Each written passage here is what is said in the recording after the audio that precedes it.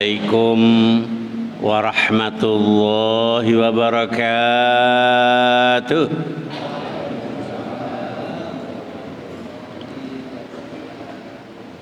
Bismillahirrahmanirrahim. Alhamdulillahi rabbil alamin.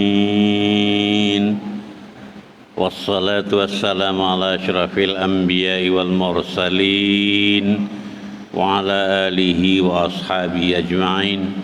Qala rabbi shrah li sadri wa yassir li amri wahlul 'uqdatam min lisani yafqahu qawli, amma ba'd.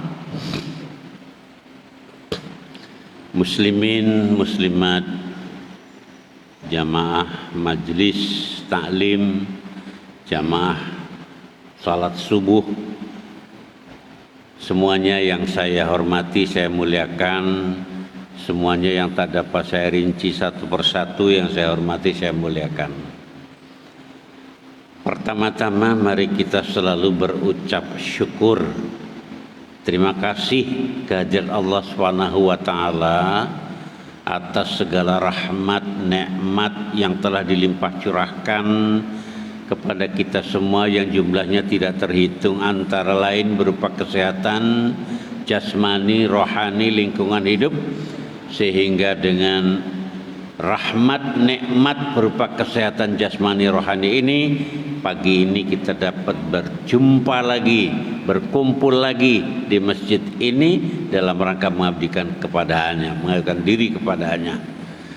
Dengan ucapan sekurang-kurangnya kita ucapkan alhamdulillahirabbil alamin atas segala rahmat nikmat ini, ya Allah. Yang berikutnya saya ucapkan terima kasih kepada takmir masjid yang telah memberikan waktu atau mengundang saya untuk ikut berkegiatan pada subuh hari ini. Mudah-mudahan apa yang dihajatkan, apa yang diinginkan oleh panitia dan oleh saya sendiri, mudah-mudahan Allah memberkahi, Allah kemudian memberikan kekuatan kepada kita, memberikan manfaat kepada kita untuk kehidupan di dunia ini dan di akhirat nanti. Allahumma amin.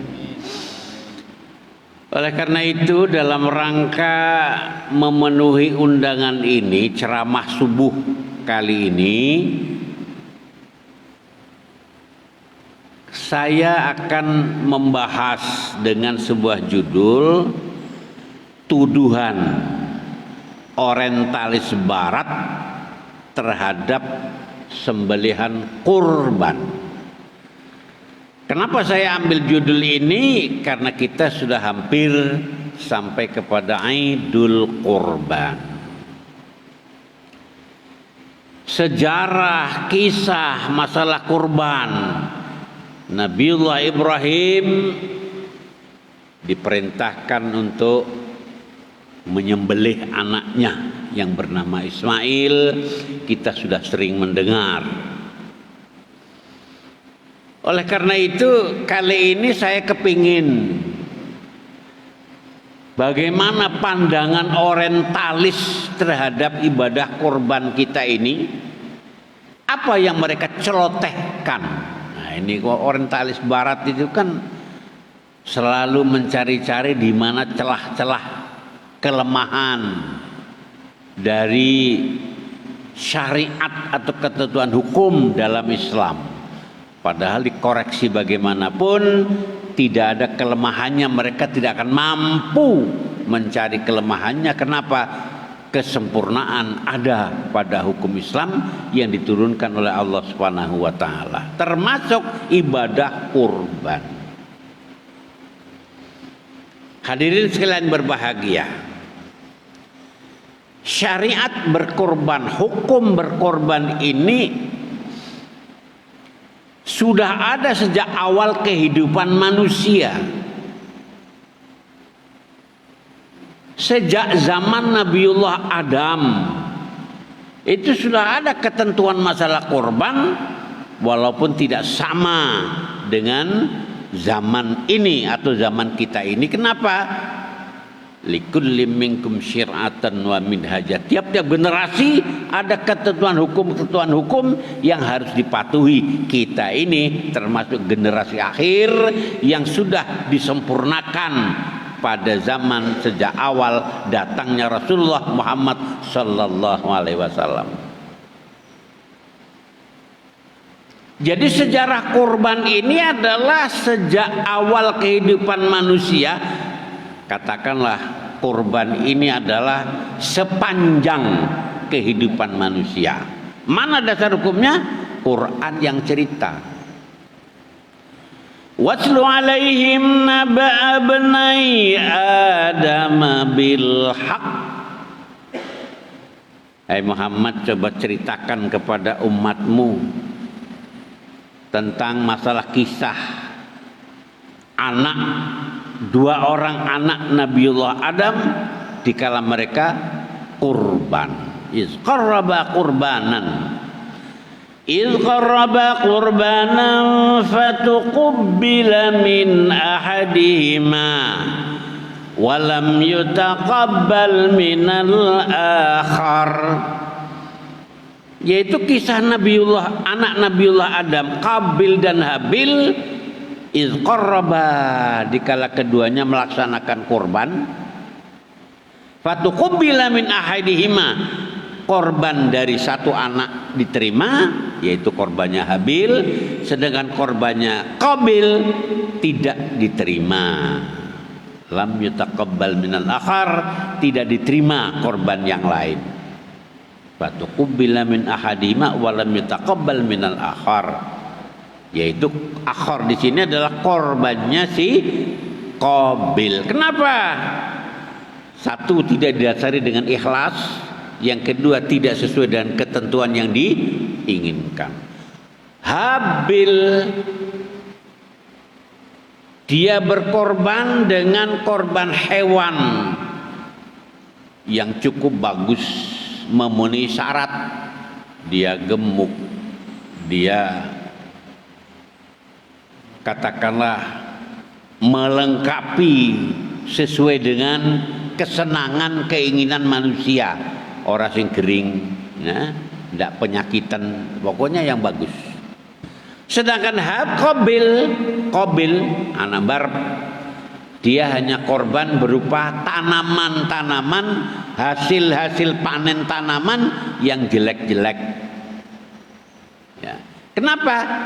Lah wong aku sing nandur dhewe, aku sing punya harta, enak men dikorbankan. Nah, katakan demikianlah. Keikhlasan tidak mendasari pelaksanaan korban dari Qabil, sehingga walam yutaqabbal minal akhar, sehingga korbannya tidak diterima. Ini zaman Nabiullah Adam.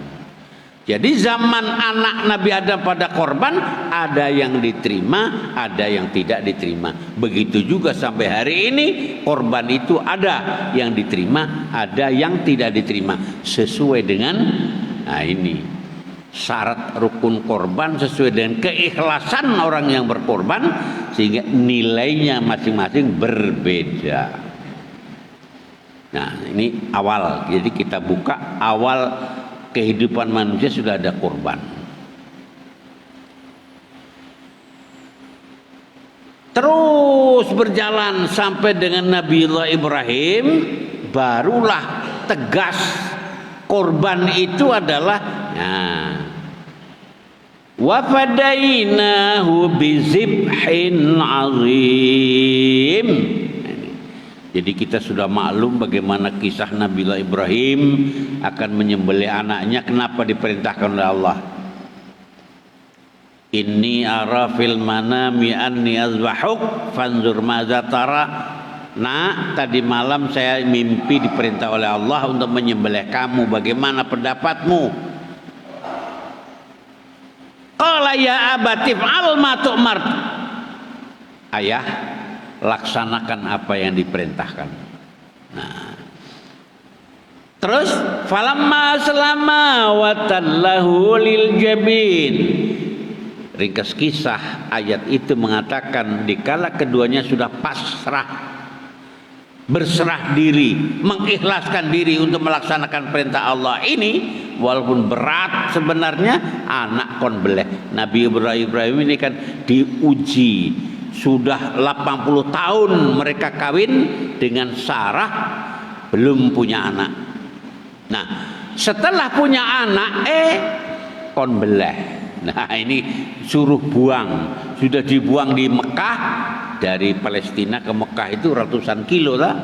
Nah, ternyata sudah menginjak remaja. Dalam riwayat ada yang bilang 13, ada yang bilang 9, ya katakanlah remaja, diperintahkan Allah untuk nyembelih. Ini kan ujian-ujian terus terhadap Nabiullah Ibrahim. Dikala sudah mau dilaksanakan, Ismail pasrah, dia baringkan lehernya, siapkan lehernya. Watan lahu lil jabin. Jadi orang yang disembelih itu adalah kerongkongannya. Nah, dikala siap gesek, karena bagaimanapun yang namanya ayah menyembelih anak tidak tego, maka Ibrahim hanya termangu-mangu lalu takbir, Allahu Akbar, Allahu Akbar, Allahu Akbar. Ismail jawab, la ilaha illallah wallahu akbar. Malaikat datang, Allahu Akbar walillahil hamd. Ya Ibrahim, qad saddaqta ru'ya. Kau sudah laksanakan, kau betul-betul laksanakan apa yang tadi perintahkan lewat mimpimu itu. Inna hadza lahuwal bala'ul mubin. Ini ujian yang nyata. Apa yang terjadi? Wa fadainahu bizibhin azim. Kemudian Ismail yang baring ini, wes, tangi, ayo berdiri. Digantilah dengan sembelihan yang agung. Malaikat mendatangkan seekor kibas, seekor wedus. Ada yang meriwayatkan ini adalah korbannya Habil dulu, awal kehidupan manusia itu, korbannya Habil yang diterima oleh Allah dari surga, dikembalikan, didatangkan lagi, dikorbankan, disembelih untuk si Ibrahim. Ibrahim menyembelih yang akhirnya bukan Ismail yang disembelih, tetapi diganti oleh Allah dengan sembelihan yang agung. Dan watarokna alaihi fil akhirin, peristiwa ini kami abadikan fil akhirin sampai hari kiamat. Karena ada orang Islam pun, tokoh Islam pun ada yang mengatakan itu dulu, tidak sampai sekarang, padahal tidak. Ayatnya jelas, watarokna alaihi fil akhirin, korban seperti yang dilakukan oleh Ibrahim ini kami abadikan sampai nanti hari kiamat. Berarti syariat hukum berkorban tetap berlaku sampai hari ini. Apa yang dikorbankan? Binatang ternak. Zamannya Ibrahim adalah kambing kibas, sehingga berkembang ternak, tidak hanya kambing, bisa terjadi ada sapi, ada kerbau. Ada yang bilang kerbau, bukan kerbau. Ulama sepakat disamakan dengan sapi. Jadi kalau kita korban kerbau boleh disamakan dengan sapi. Tapi orang pada umumnya milih sapi. Kenapa? Lebih murah sapi dibandingkan dengan kerbau. Nah, ini zaman itu. Nah, sini adalah kisah, kita ambil kisah sedikit tentang awal mula korban, hukum korban sampai hari ini tetap berlaku. Apa yang akan kita bicarakan, yang dibicarakan, yang dituduhkan oleh orientalis? Nah, ini isinya. Orientalis barat itu di benua, di negara barat, dalam hal ini adalah negara Belanda, ada partai yang diterjemahkan partai itu adalah Partai Kebebasan, dipimpin oleh seorang ahli, seorang doktor Geertz Wilder. Partai Kebebasan ini pimpinannya adalah Geertz Wilder. Memang dia partai ini nyata-nyata dalam parlemen dia sampaikan, dalam kampanye dia sampaikan, dia adalah partai anti-Islam. Terakhir ini diperkirakan, konon kabarnya saya sudah baca, antara lain dalam pilihan akhir-akhir ini 2024 ini ternyata beliau menang. Selama ini juga tetap jalan, dia adalah anggota parlemen. Geertz Wilder ini anggota parlemen Belanda. Apa kaitannya dengan masalah korban, di mana dia memproklamirkan bahwa partai ini adalah partai anti-Islam, anti pendatang dari Maroko. Itu terang-terangan dalam kampanyenya disampaikan begitu. Nah, kaitannya dengan korban, dia katakan dari Partai Kebebasan ini, dia katakan korban adalah pembantaian hewan terbesar di dunia ini oleh umat Islam, yang tidak sangat manusiawi, tidak berperi kebinatangan. Hewan disembelih, darah mengalir di atas bumi. Hewan kejal-kejal, menggelepar karena disembelih itu tadi, menyiksa binatang.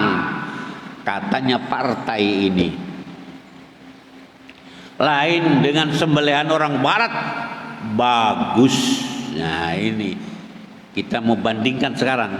Sembelihan barat bagus, sembelihan umat Islam menyiksa binatang. Tidak berperi kepada binatangan, tidak berperi kemanusiaan, sing nyembelih kaya tego dan seterusnya. Ya, namanya perbandingan semacam ini ngadeg. Ilmuwan, kampus, nah ini akademisi katanya orang sekarang, bangkitlah akademisi, kepingin membuktikan benarkah sembelihan orang barat lebih bagus dibandingkan sembelihan orang Islam. Nah, no. Ini ilmiah, sudah ceritanya ilmiah. Profesor Dr. William Schaut, Jerman, dengan Dr. Hazem, Jerman. Nah, ini dua orang ini mengadakan tes, mengadakan percobaan. Benarkah statement dari Partai Kebebasan ini, sembelihan orang Islam jelek, menyiksa, sembelihan orang barat benar dan itu adalah sangat bagus ya. Akhirnya mulailah mereka, Profesor Dr. William Schaut dan Hazem ini, dia mengumpulkan hewan yang akan dibikin praktek, masing-masing 7 ekor sapi, 7 ekor hewan. Nanti yang 7 model sembelihan orang barat yang katanya lebih bagus, yang 7 disembelih cara Islam yang menurut mereka sangat tidak berperi kehewanan. Nah, ini betul. Maka disiapkan alat yang katanya menyiksa binatang karena binatang menggelepar, kesakitan, berkejal-kejal karena kesakitan. Sakit menurut ilmu kedokteran, menurut ilmu ahlinya, katanya sakit itu terdapat dirasakan di otak kecil. Maka disiapkan alat yang mendeteksi bagaimana keadaan otak kecil dikala hewan itu disembelih. Alatnya yang bernama encephalograph. Nah, itu sudah chip kecil dipasang di otak. Apakah di luarnya atau dalam, wallahu alam. Yang jelas dipasang di otak yang akan mendeteksi bagaimana faal atau kejadian otak dikala disembelih. Ensefalograf, elektroensefalograf, ini semua alat-alat elektro. Yang kedua, dikala darah menyembur tumpah ke bumi, ini adalah perbuatan jantung, kaitannya dengan jantung, maka dipasanglah elektrokardiograf, jantungnya dipasang alat itu, elektrokardiograf. Kenapa kejal-kejal? Kaitannya dengan otot. Maka alat satu lagi, elektromiograf. Nah, kaitannya dengan otot. Pasang seminggu sebelum disembelih. Seminggu sebelum dilaksanakan penyembelihan sudah dipasang agar supaya terjadi penyesuaian dari hewan tersebut. Nah, mulailah sekarang hari H. Dimulai dari penyembelihan Islam. Nabi bilang, perintahkan kepada Siti Aisyah, siapkan parang yang tajam, asah dengan batu asah, ya, katakanlah harus dengan parang yang tajam, pisau yang tajam, alat yang tajam, bukan tulang, bukan kuku, tetapi katakanlah alat tajam, pisau tajam, parang yang tajam. Yang kedua, tenggorokan sampai putus, tempat lewatnya makanan dan udara putus. Yang ketiga, urat kiri kanan ini harus putus. Nah, yang berikutnya adalah dengan ucapan Bismillah. Kalau lebih lengkap lagi orang berkorban, sebut juga nama orang yang berkorban, karena Nabi dikala dia berkorban, ini adalah korbannya Muhammad, keluargaku, umatku, dan muslimin sedunia. Luar biasa. Jadi dikala korban disebut. Nah, akhirnya alat sudah siap, mulailah disembelih. Tukang nyembelih ahlinya ya tentu panggil orang Islam yang tahu tentang penyembelihan, panggil. Maka pasang parang yang tajam. Mulai, ayo mulai, tik, cas. Parang disembelihkan di leher. Ahlinya melihat bagaimana monitor. Ya, zaman sekarang monitor, lihat di layar monitor. 3 detik pertama, tik tik tik, ya 3 detik loh. 3 detik pertama dari sembelihan, darah memancar, cas. Bagaimana? Elektroensefalograf yang kaitannya dengan otak. Apakah dia naik ataukah dia turun? Ces ditempel, naik, ternyata kemudian turun pelan-pelan. Jadi tidak naik, tetapi justru 0.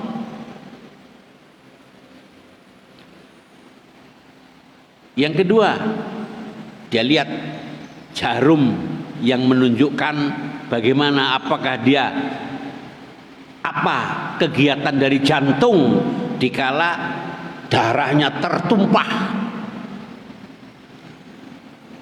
kan itu sampai ngorok gitu ya, ngorok. Apa yang terjadi? Jarumnya naik pol. 6 detik berikutnya jarumnya pol, naik cepat, darah pun keluar, sor habis, sampai habis, sehingga setelah sudah naik habis 0 lagi. Monitor yang ketiga, dikala kejal-kejal, ya kan budi, orang Kebumen bilang dia budi. Dia kejal-kejal, bahasa Indonesia kejal-kejal, meronta-ronta. Apakah dia meronta-ronta kesakitan? Menurut orang Barat dia akan meronta-ronta kesakitan, tersiksa. Ternyata kejal-kejalnya itu adalah semua otot ikut membantu keluarnya darah. Setelah sudah sekian menit, darah habis, kejal-kejal sudah tidak lagi. Nah, Profesor Schultz dan Hazm mengambil kesimpulan. Oh, kesimpulannya pertama, elektroensefalograf tidak goyang di bawah saja, nol, berarti sama sekali tidak ada rasa sakit bagi hewan yang disembelih. Kenapa? Ternyata pisau yang tajam ini tidak menyentuh saraf sakit. Loh, ini yang neliti ini para ahlinya ya, para ahlinya. Jadi ternyata ensefalograf menunjukkan bahwa tidak merasa sakit hewan ini. Kenapa? Ketajaman pisau ini disembelihkan 3 detik pertama itu ternyata tidak menyentuh saraf sakit. Nah, yang kedua, elektrokardiograf, naik pol, darah keluar menyembur. Kenapa? Apa artinya? Ternyata kejal-kejalnya hewan, goyangnya hewan itu sedang mengeluarkan darah dari usus, darah dari jantung, darah dari daging, darah dari tulang. Yang jelas semuanya disedot oleh jantung, lalu oleh jantung dikeluarkan, sor dipompa oleh jantung, dikeluarkan. Apa yang terjadi? Ternyata setelah disembelih, darah yang ada di daging, darah yang ada di usus, darah yang ada dalam tubuh hewan ini, di kulit dan sebagainya, semuanya sudah dikeluarkan sehingga dagingnya kering, dagingnya bersih dari pembekuan darah, di mana darah itu adalah sumber bakteri, sumber penyakit dalam hewan itu dikala mati. Makanya kalau kita lihat ada tikus mati 2 hari 3 hari saja melembung, membusuk, perutnya besar. Kenapa? Penuh dengan bakteri itu sudah merajalela di dalam, lewat darah beku yang ada pada hewan ini. Karena apa? Karena ternyata dikala hewan ini disembelih, darahnya dikeluarkan semuanya, kering dagingnya, kering apa-apa yang ada dalam tubuh hewan ini, kering dari darah maksudnya. Akhirnya ini adalah daging yang sangat bagus untuk dimakan, katanya sang profesor. Lihat yang ketiga, otot. Tadinya itu kejal-kejal itu karena ototnya ikut kaget, ikut mendorong darah semuanya yang ada dalam tubuh, akhirnya makanya dia kejal-kejal. Nah, sehingga kejal-kejalnya itu bukan karena sakit, ternyata otot-otot semuanya ikut mendorong keluarnya darah dari dalam tubuh hewan, sehingga menjadilah kering dari darah, terhindar dari darah beku di dalam tubuh hewan. Oleh karenanya para ahlinya menyimpulkan sembelihan orang Islam sangat layak untuk dikonsumsi manusia. Nah, ini baru sembelihan ini, belum berita berikutnya. Lanjut, sembelihan milik orang di luar barat, orang di luar Islam, sembelihan barat. Bagaimana sembelihan barat? Lewat stunning, pemingsanan. Sampai hari ini di barat untuk nyembelih hewan itu pemingsanan. Ada alat, ada palu-palu, ada godam untuk ngantem kepalanya hewan agar supaya semaput, agar supaya pingsan. Jadi kepala kerbau, ambil palu-palunya, ambil alatnya, dipukulkan dulu kepalanya, tas. Hewan menggelepar, lama-lama tidak bisa apa-apa. Baru disembelih. Setelah disembelih, darahnya netes, tetes 2 tetes. Inilah yang oleh orang barat dianggap bagus dan tidak menyiksa binatang. darahnya sedikit yang keluar dianggap bagus. Profesor Dr. William Schaut dan Hazm meneliti 3 alat ini semuanya bekerja. Alat yang pertama, kalau ensifalograf menurut sembelihan Islam diam saja, tetapi ensifalograf, elektrokardiograf menurut sembelihan Barat, dikala dipukul kepada tak pingsan, ternyata jarumnya naik pol. Apa kesimpulannya? Betapa sakitnya si hewan ini merasakan sehingga jarumnya pol, maka kemudian pingsan. Jadi saat waktu dipukul kepalanya dia menggelepar, pingsan, maka jarumnya pun pol. Berikut yang kedua. Alat yang kedua yang kaitannya dengan jantung yang menyemburkan darah. Ternyata kalau tadi itu adalah elektrokardiograf menurut sembelihan orang Islam naik pol, ini tidak bergerak. Kenapa? Dikala dipukul kepalanya pingsan, maka jarumnya tidak bisa bergerak. Kenapa? Jantung sudah mati, jantungnya tidak bisa bergerak, sehingga alatnya pun tidak kelihatan bergerak. Pingsan, jantung tidak bisa memompa karena dia juga sudah lemah, dia sudah pingsan, dia tidak bisa memompa. Akhirnya apa? Darah di seluruh tubuh hewan ini berhenti dan beku. Menurut ilmu mereka, menurut ilmu hewan, menurut ilmu dokter hewan, darah di dalam tubuh hewan itu dikala sekian detik tidak berjalan, dia akan beku, mandek di mana-mana. Maka darah beku ada di mana-mana. Yang ada di usus beku di usus, yang ada di daging beku di daging, yang ada di jantung beku di jantung, yang ada di paru-paru beku di paru-paru, semuanya beku. Makanya dikala waktu disembelih tidak banyak darahnya, hanya netes-tetes 2 tetes. Kenapa? Beku, tidak jalan darahnya, jantungnya juga tidak memompa, sehingga darah tidak keluar dan darah tidak ngumpul. Nah, yang ketiga juga demikian, otot tidak goyang. Kenapa?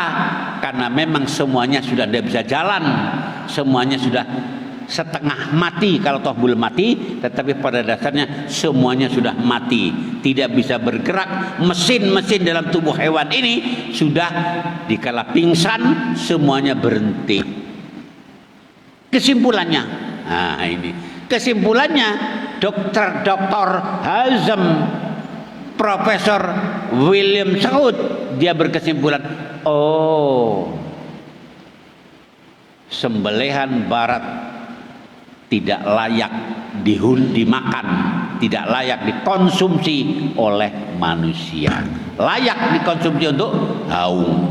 Nah, ini kenapa? Itu tadi darah beku di mana-mana sehingga bakteri sudah merajalela seluruh tubuh hewan ini, sehingga dikala dikonsumsi oleh manusia ya tentu tidak baik, tidak layak. Ini perbandingan penyembelihan Barat yang selama ini dituduhkan sembelihan Islam kejam, pembantaian Islam kejam. Ternyata akademisi sudah membuktikan, oh, sembelihan Islam bagus untuk dikonsumsi. Selanjutnya bagaimana? Ramailah pemberitaan ini ke seluruh dunia, termasuk di Amerika yang jauh sana, mereka juga dengar. Apalagi sekarang alat-alat komunikasi sudah sangat canggih, didengar oleh orang sejagat, sehingga penjualan daging di mana-mana model syariat Islam itu sekarang ditulis sembelihan Islam, sembelihan syariat Islam. Apakah di Amerika, apakah di Eropa, ada tulisan demikian. Sehingga orang-orang masyarakat berbondong-bondong membeli daging, milih yang sembelihan syariat Islam. Ngono berbondong-bondong ke sini. Karena melihat berbondong ke sini, wong elek di mana-mana ada. Akhirnya sing ngudu sembelihan Islam juga ngaku sembelihan Islam. Ngono. Apakah itu ayam, apakah itu kambing, apakah itu apa? Kalau sembelihan Islam di barat ternyata diminati oleh masyarakat. Kenapa?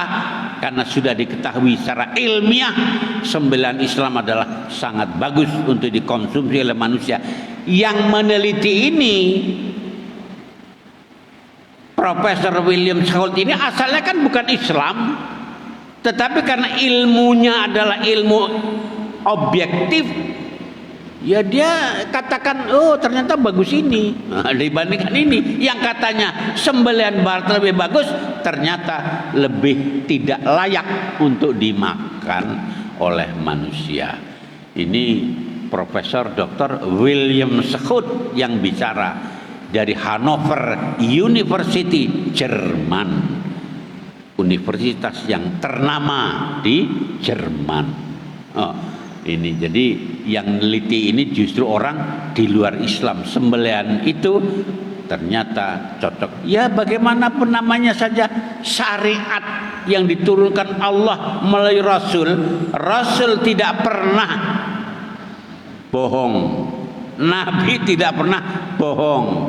Yang dikatakan Nabi tidak lain, bukan maunya Nabi, tetapi ini adalah wahyu dari Allah, petunjuk Allah kepada Nabi. Nah ini oleh karenanya mesti benere, pasti bagusnya, pasti tepatnya, tidak usah diragukan lagi.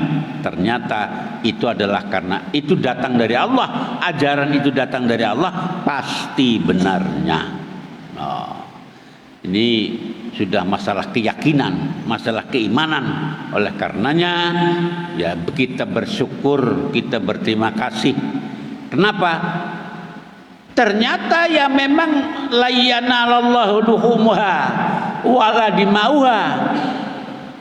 Allah tidak butuh dagingnya, luhumuha wala dimauha, dan tidak butuh darahnya. Walaki yanalu taqwa minkum, tapi Allah lihat hatimu, ketakwaanmu, ketaatanmu melaksanakan perintah, menjauhi larangan. Nah, ini yang dilihat. Berikutnya, setelah ketaatan itu yang dituntut oleh Allah, hukum korban itu biopo. Apakah kita wajib korban? Kalau wajib, ma yusabu ala fi'lihi wa yu'aqabu ala tirkihi. Dikatakan wajib apabila kita laksanakan dapat pahala, kita tinggalkan berdosa. Nah, oleh karena perlu kita tahu apakah korban ini wajib atau sunnah atau hukumnya apa. Ternyata para ulama juga beda paham. 4 mazhab, ya ini yang terkenal aja kita ambil. Yang mengatakan wajib adalah golongan Hanafiyah. Imam 4 yang satu yang mengatakan wajib adalah Imam Hanafi atau golongan Hanafiyah. Kalau wajib ma yusabu ala fi'lihi wa yu'aqabu ala tarkihi. Dikatakan wajib kalau dikerjakan dapat pahala, ditinggalkan berdosa. Nah, ini kalau wajib. Yang berikutnya Imam Ahmad, Imam Syafi'i, Imam Hambali, mazhab Syafi'i, mazhab Hambali, mazhab Ahmad ternyata mengatakan sunat muakkad. Sunat itu yang bagaimana?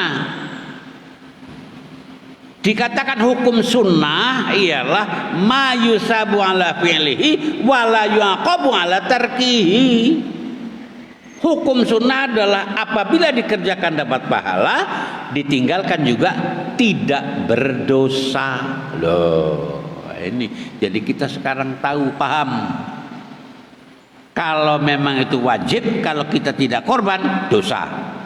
Tapi kalau kita menghukumi korban itu adalah sunnah, 3 imam tadi, maka kalau kita laksanakan dapat pahala, tidak kita laksanakan tidak berdosa. Terus siapa yang harus berkorban? Yang mengatakan wajib berdasarkan hadis, Rasul bilang orang yang mampu tidak berkorban, jangan dekat-dekat, jangan masuk musola. Nah, ojo mlebu, jangan dekat-dekat dengan masjidku, dengan musolaku. Nah, ojo mlebu rene. Itu yang mengatakan wajib, dasarnya itu. Nah, Qur'annya juga bilang fasholli li rabbika wanhar. Idul Adha kita diperintahkan fasholli, sholat. Wanhar, laksanakan penyembelihan kurban. Ini dasarnya orang yang mengatakan wajib. Hukum asal al-amru al-aslu fil amri, hukum asal perintah lil wujub, wajib.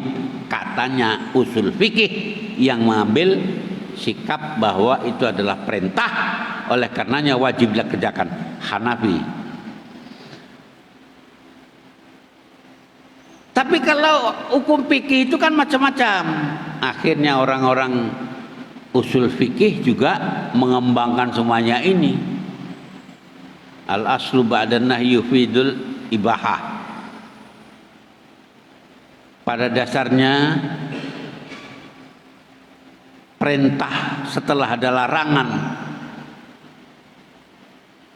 atau larangan setelah ada perintah, perintah setelah ada larangan, yufidul ibahah, menghasilkan hukum boleh. Ini oleh karenanya itu kalau sudah masuk ranah fikih tentu beda-beda pendapat. Tapi pada dasarnya yang jelas hukum korban sudah ada sejak zaman Nabi Adam sampai hari ini masih berlaku adanya korban. Bisa korban sapi, bisa korban kambing. Malah orang sikon, wah korban telur juga bisa. Ya korban telur dalam arti kita sodakoh kepada orang lain sebuah telur juga boleh. Tapi itu bukan dalam arti korban yang dimaksud ini.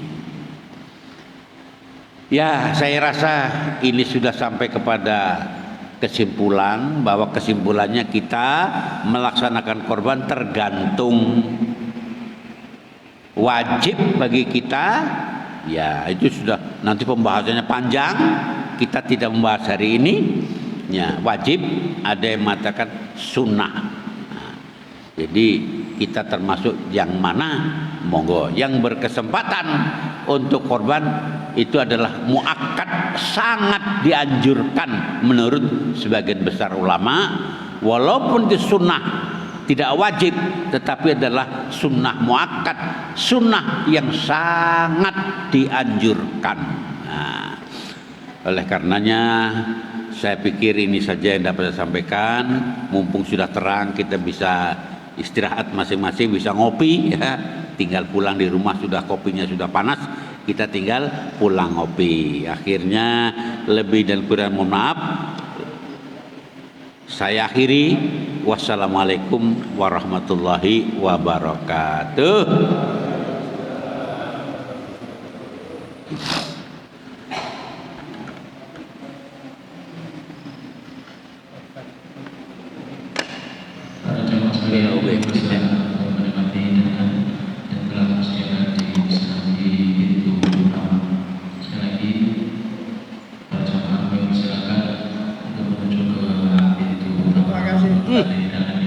Barakallah. Waalaikumsalam. Iya. Kopinya belum hangat, Pak. Oh iya, tadi nganget di rumah. Hujan lagi. Saya tadi malah kehujanan di jalanan. Iya. Iya. Dari rumah tadi enggak hujan. Kasih. Iya, barakallah. Barakallah panjang umur. Barakallah.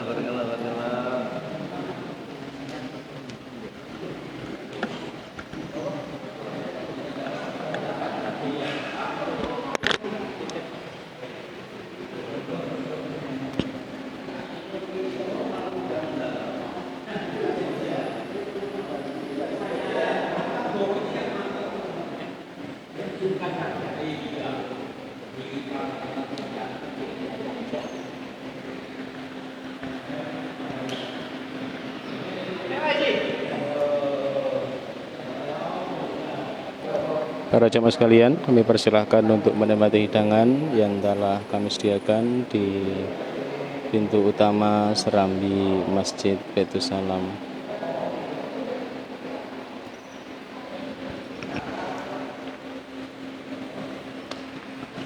Alhamdulillahirrabbilalamin. Demikian tadi kegiatan pengajian rutin Ahad pagi yang diselenggarakan oleh Takmir Masjid Baitus Salam, yang pada kesempatan kali ini disampaikan oleh beliau Mukarram Kiai Haji Ihsan Yusuf MH. Beliau dulu adalah hakim di Pengadilan Agama Kota Surabaya, dan kegiatan sehari-hari beliau untuk hari ini adalah memberikan ceramah-ceramah, memberikan pencerahan kepada kaum muslimin muslimat di Surabaya dan juga di Masjid Al-Akbar. Demikian, sampai berjumpa di pengajian selanjutnya. Assalamualaikum warahmatullahi wabarakatuh.